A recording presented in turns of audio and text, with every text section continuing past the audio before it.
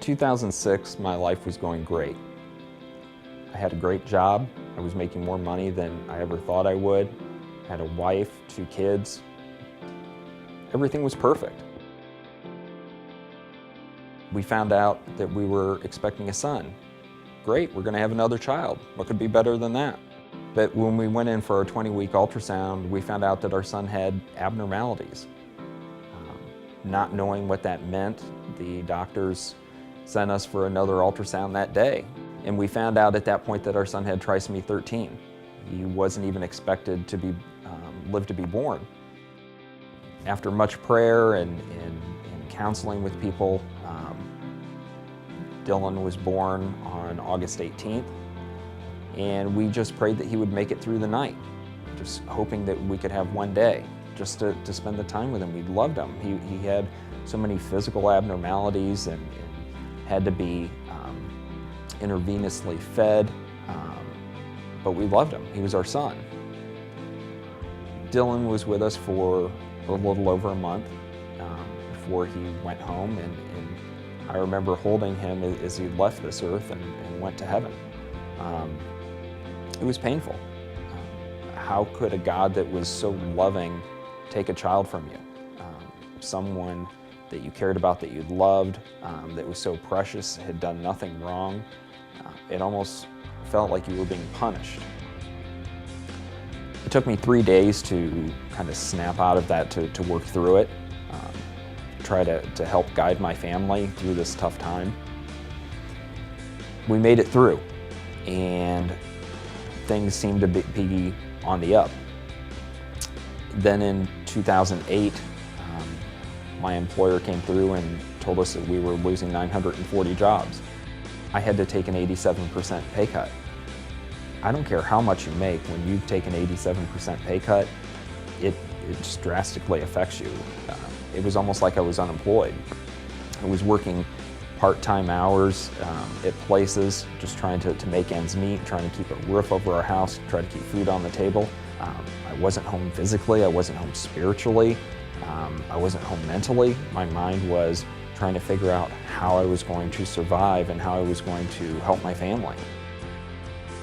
During that time, the following year, my wife decided she was not as interested in me, probably partially because I wasn't home, and she started to have an inappropriate relationship with someone. In September of 2009, she filed for divorce. And at that point, it seemed like God had taken away my son, God had taken away my livelihood, my job, and now God was taking away my family. I was mad, I was upset, I was angry at God. If this is what God was all about, if this was God's love, I didn't want anything to do with it. I remember being in church and forcing myself to go to church. I would go and be disengaged and hear the preaching and still question everything that was being said, if this is real, and even questioning if love itself was real.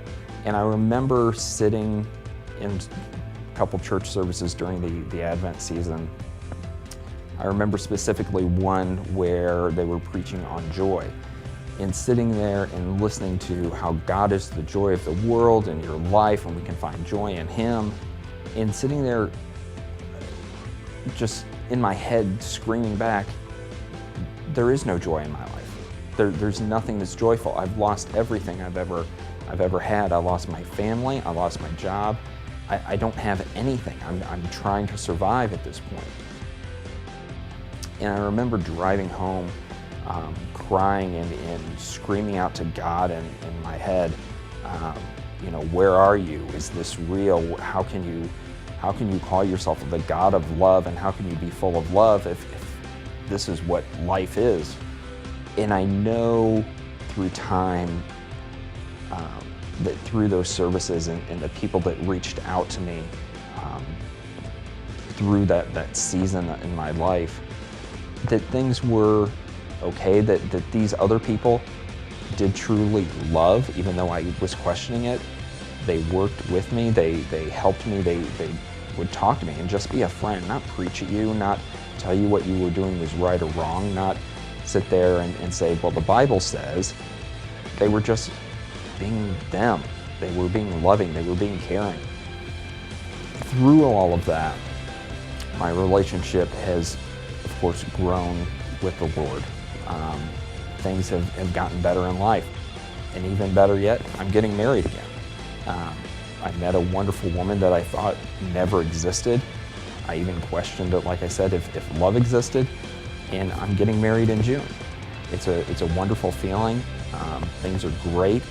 I necessarily didn't enjoy going through those valleys, but the question wasn't whether is God faithful to me.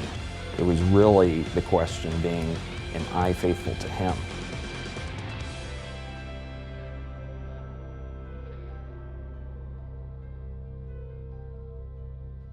My name's Karl Heins. This is my story.